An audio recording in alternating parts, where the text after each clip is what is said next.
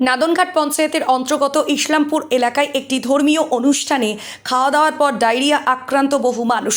গতকাল সোমবার রাতের পর থেকে এই উপসর্গ বেশি দেখা যায়। এদিন মঙ্গলবার সকালেই এলাকায় পৌঁছায় মেডিকেল টিম। বিভিন্ন মানুষকে ওষুধ প্রদান করা হয় এই মেডিকেল ক্যাম্প থেকে। জানা গিয়েছে গত পরশুদিন একটি ধর্মীয় অনুষ্ঠানে খাওয়া দাওয়া করেছিলেন প্রায় 2000 মানুষ।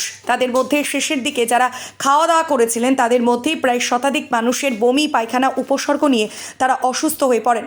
অসুস্থরা মন্তেশ্বর কাদম্বিনী হসপিটাল, আটঘরিয়া ব্লক প্রাথমিক স্বাস্থ্য কেন্দ্র, শ্রীরামপুর গ্রামীণ হসপিটালে বেশ কিছুজন চিকিৎসাধীন রয়েছেন।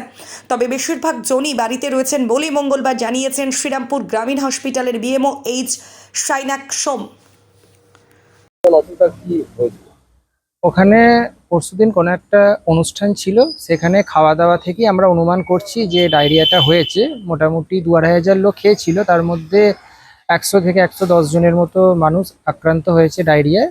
তো তাদের মধ্যে 30 জনের মতো হসপিটালে ভর্তি আছে এবং বাকিদের আমরা মেডিকেল টিম পাঠিয়ে বাড়িতেই সমস্ত তাদের ওষুধ ওআরএস যা যা লাগে দেখে দিয়ে আসা হয়েছে। পরিস্থিতি নিয়ন্ত্রণের মধ্যেই আছে, কারোর অবস্থা খুব একটা খারাপ কিছু নেই, সবাই আছে। যদি এর মধ্যে যারা বাড়িতে আছে, যদি কারোর অবস্থা সেরকমভাবে খারাপ হয়, তাকে হসপিটালে আনার ব্যবস্থা আমরা করব। ওখানকার আশা, এএনএম বা সিএইচও যারা আছে, তারা স্বাস্থ্যকর্মীরা সবসময় খেয়াল রাখছে। কতজন অসুস্থ হয়েছিল সবার?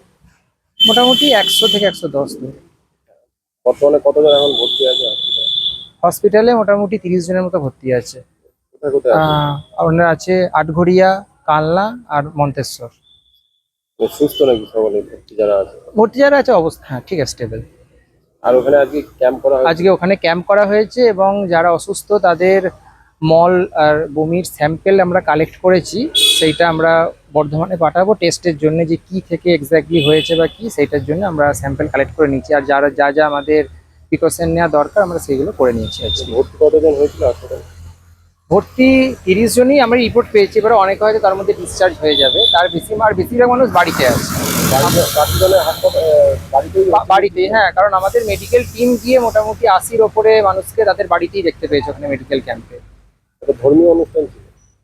ও হ্যাঁ, ওই রকম টাইপের কোনো অনুষ্ঠান ছিল। খাওয়া দাওয়া থেকে আমরা আশা করছি এটা হয়েছে না।